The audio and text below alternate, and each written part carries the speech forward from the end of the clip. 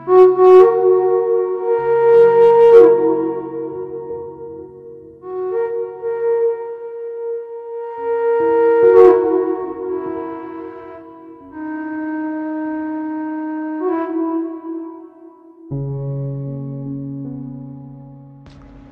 जय श्री राधे सभी को। पूज्य डोंगरे जी महाराज श्रीमद् भागवतम में कई एपिसोड्स से हमें राजा चित्रकेतु की कथा सुना रहे हैं। कथा वृत्रासुर से आरंभ हुई थी, जो राक्षस योनि में था लेकिन प्रभु का निष्काम भक्त था। पिछले जन्म में वृत्रासुर राजा चित्रकेतु था और उसे संतान नहीं थी।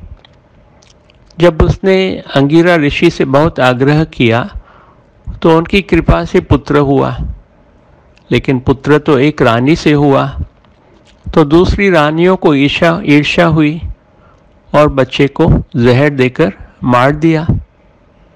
अब राजा चित्रकेतु और उसकी पत्नी रो रहे हैं, विलाप कर रहे हैं। उसी समय अंगिरा ऋषि फिर पधारे और उनके साथ नारद मुनि भी थे।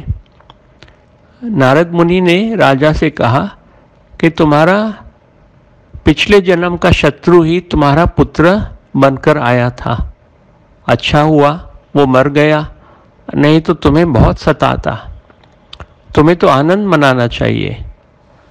श्री डोंगरे जी कहते हैं कि घर, धन, पत्नी, सेवक, मित्र, रिश्तेदार आदि सभी शोक, मोह, भय और दुख देते हैं। क्यों? क्योंकि वे सब नाशवान हैं। जीव के हजारों जन्म हो गए, हो रहे हैं और होते रहेंगे।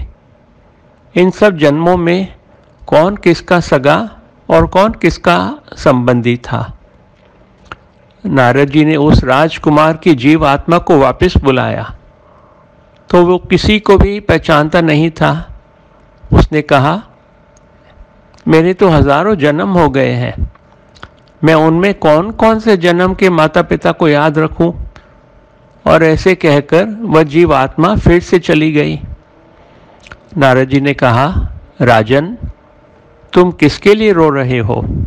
वह तो तुम्हारी ओर दृष्टि भी फेरने को तैयार नहीं है, फिर भी तुम शोक कर रहे हो।